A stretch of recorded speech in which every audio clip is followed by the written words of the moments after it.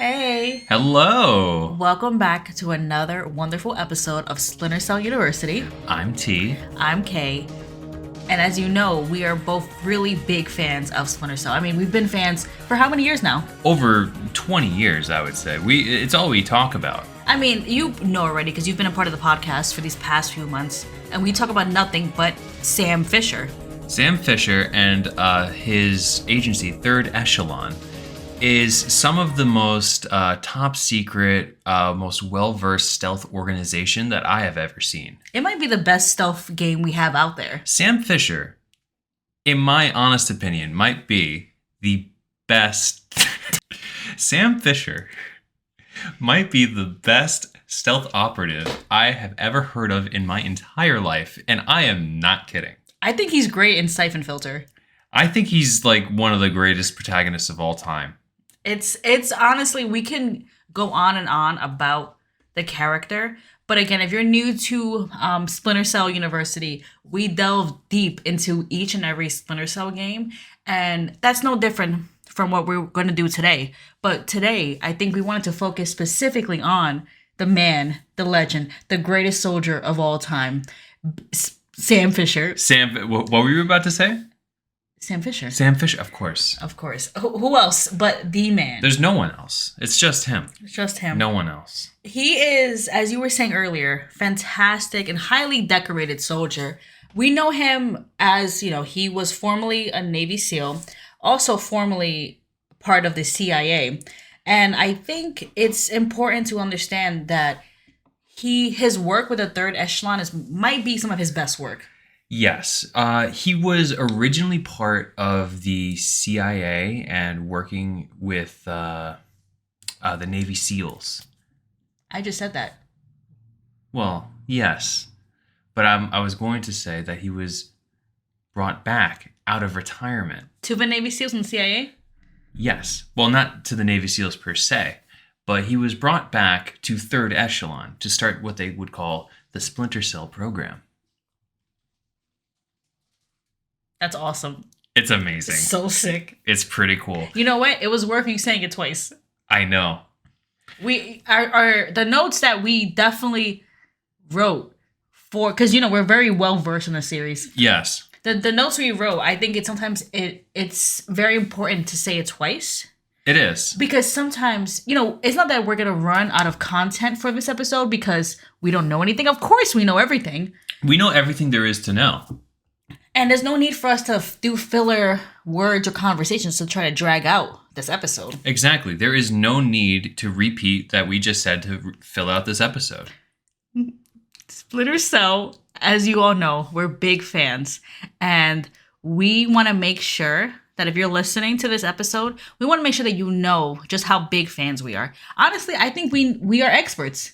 Of course. Splinter Cell experts. If you come to this episode, just know that you're leaving an expert like us. We're never wrong when it comes to Splinter Cell history. Never. I've never made a mistake ever in my life when it comes to Splinter Cell. I know that the best game in the series, Chaos Theory, was the most well-received of the entire franchise. Oh, I know that too. I know, because we're both really big fans. I've played that many a times, and I like the part where you sneak around. I enjoy the part where you put on the visor and it goes the... It gets me every time. Great. Moving on, Sam Fisher is a very multifaceted man, and we'd be remiss to not talk about his family. From what we know, he had a wife, became his ex-wife, sadly, because when you're in very intense scenarios like Mr. Fisher is, it's not great for your relationship. And sadly, despite them meeting in the battlefield, you think love can bloom on the battlefield, by the way? Never. Never? I don't think love could ever bloom on a battlefield. And any piece of media that tells you that it can is clearly lying to you. I might say garbage. Garbage behavior. Amateurs. Yeah, I know. But love bloomed not for them because they had a divorce. They did. Immediately. Because love doesn't bloom on the battlefield. They did have a daughter, however.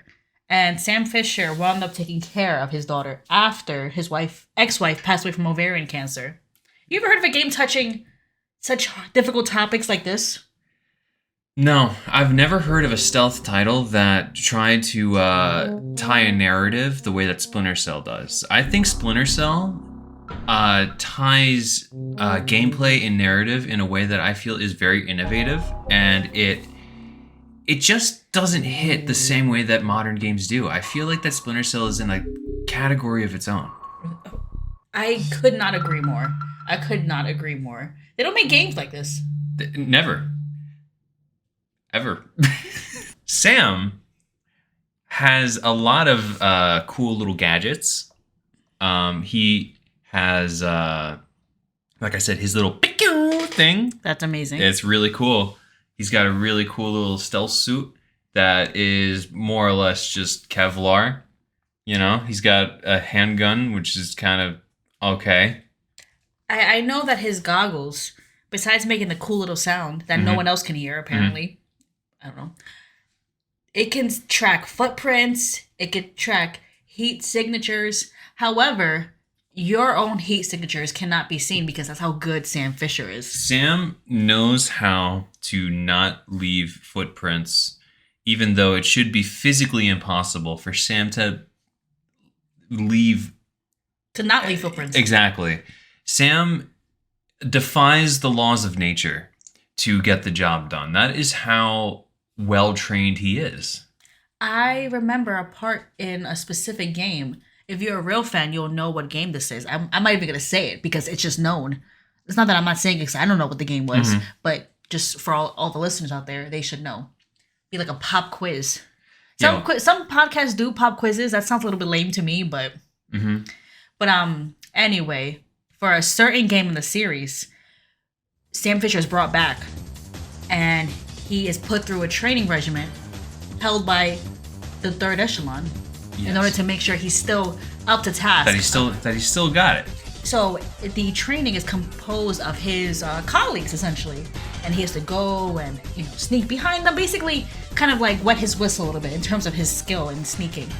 And the force by which Sam Fisher knocks out his colleagues in order to prove his efficiency, his drive, fantastic. I wouldn't expect anything else than a complete disregard for human life. I mean, that is what you need on the battlefield. A complete disregard of human life. And a lack of caring, really. Sam has help, because Sam is the man on the field, so to speak. But he needs somebody with the computer that's doing all the little hacky hack stuff. Oh, you definitely need that. So in his ear, he has what they call a radio, more or less, a transceiver that stimulates the small bones of his ears. So only Sam can hear it, which I feel is a completely original idea that no other video game has really touched on ever. That's so innovative. I think it is like a really cool idea. And so, yeah, like so new. And wow.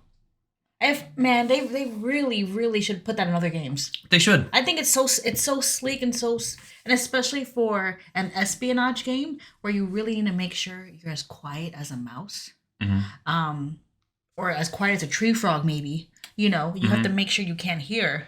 Yeah, especially if you have to go prone like a snake and just like swivel around in the bushes or something. You got to make sure that your teammate can. Grim. Yeah. Yeah. What did I say? Grim. You said Grim. I said Grim. Yeah. That Grim could hear you. But so Sam specializes in many forms of stealth. He's very acrobatic. He does this really cool move where he could like juke himself up to the high parts of a hallway and do like a split, and then like guards can like walk underneath him. Wow. He's really cool. That's amazing. A split, he's busting it open while he's sneaking. That's a bad. I can only imagine a guard just running straight into his crotch. And then it causes a very awkward conversation. I think since Sam Fisher is skilled in close quarters combat, he could wrap his legs around the guard's head and just, Suffocate him? yeah, or snap his neck with his thighs. He does have very thick thighs. The thickest thighs. I think that Sam Fisher's thighs and buttocks are unmatched in the stealth action genre. I want to go back a little bit because you mentioned his kind of prowess in his ability to climb up, his almost gymnastic like ability. Mm-hmm. He is specialized. I said close quarters combat. Mm-hmm. You know what he's specialized in? What? Krav Maga. Ah, Krav Maga. He's very much specialized in this martial art that makes him just the best at hand-to-hand combat. Mm-hmm. Almost unmatched. Yes, he is what I assume to be a black belt. I wouldn't expect any less. Do they have black belts in Krav Maga? Black belts exist. Technically, in his stealth suit, he is wearing a black belt. Thus, while doing Krav Maga, you could assume that he is wearing a black belt while performing Krav Maga. I don't know. Thus, you could lead to the obvious conclusion to that. I'm a black belt too. I had no idea. I'm a brown belt, personally.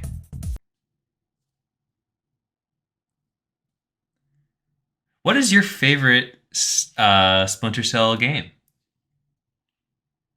Siphon Filter, one of them. Siphon Filter 1 is a great pick. A classic. It is a some might classic say. pick. What is your favorite? My favorite would have to be Splinter Cell Double Agent. Specifically, the Xbox 360 version, which was the better of the two. There was a PlayStation 2 version that some rabble-rousers say was the superior version. But everybody knows that the Xbox 360 version of Double Agent is by far the superior version. Elaborate, please. Not because I don't have anything to say, but because I would like for you to elaborate. For the listeners. Right. Well, there are some people out there that say that the PlayStation 2 version of Double Agent is superior in terms of level design and in terms of overall flow of gameplay, and they say it doesn't quote unquote doesn't hold your hand and stuff. But the 360 version is by far the superior version because it is on next gen consoles. You're right.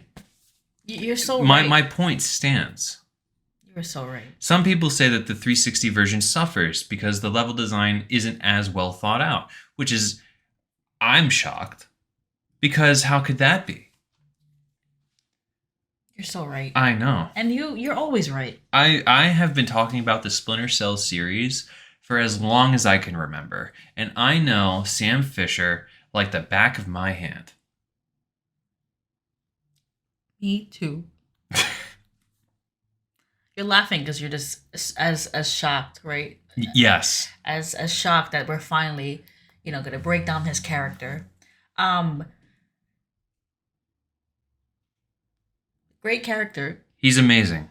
Amazing. And I'm so honored that we get to host this podcast because it gives us opportunities like this to really delve deep into Sam Fisher. Sam Fisher is... Sam Fisher. Sam Fisher. Sam Fisher. Sam Fisher. Did you know that the person who taught him CQC was a woman by the name of Katya? She was his instructor, and they fell in love, and then she died because of this incident that happened in Russia. The MRUUV incident. It's that everybody knows that incident. That incident. It just sounds. Let's just check that real quick. We're gonna cut this out. Ah, yes. It is from one of the many Splinter Cell books that were written. Which we've read. I've read all of them. Are you kidding me? The one that we're referencing is Tom Clancy's Splinter Cell Operation Barracuda, written by David Michaels. It's one of my favorite written works. Barracuda is a great fish to name a book after. Barracuda is Barracuda. a great book. Barracuda. Fisher. I get it.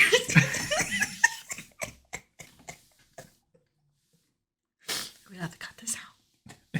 Yeah. I can't know. Should we cut this out? Yeah, don't worry about it. So anyway, T, Yes, Kay. if you had to tell a new fan one game to play in the series, which would it be? And why? In extensive detail. I shall. I would say you have to start with Splinter. You know what, T? I think it's time to delve deeper into the series. I mean, that's why our listeners come to Splinter Cell University. Of course. Why would they come to this particular podcast for any other reason than us to do deep dives on this most popular stealth action series of all time? Of all time. Nothing compares. I think it's time for us to jump in to the first game in this series. And I think we should just go right in. Yes. Let's go right in. All right. That's going to be it for today, everybody. We hope you enjoyed this episode. That was a great detailed analysis for Sam Fisher and the Splinter Cell series in general. This might have been our best episode yet, and we cannot wait to hear all of your comments, all of your questions. Definitely no concerns about today's episode. Nothing at all. Now that we're done talking about Sam Fisher, the main protagonist of this series, what's another character from Splinter Cell that you would like to talk about? You know what? I don't think anyone is as important as Sam Fisher. That's true. Well, we'll see you all next week. For any questions, comments, or concerns, please email us at itstkandm@gmail.com. That is itstkandm@gmail.com. As well, we look forward to any future suggestions for any episodes. I'm Kay. I'm T. And again, we are grateful that you're back for another rousing episode of Splinter Cell University. We'll see you next week. Bye. You good? Yeah, I'm sorry. It's okay. A lot of bullshit.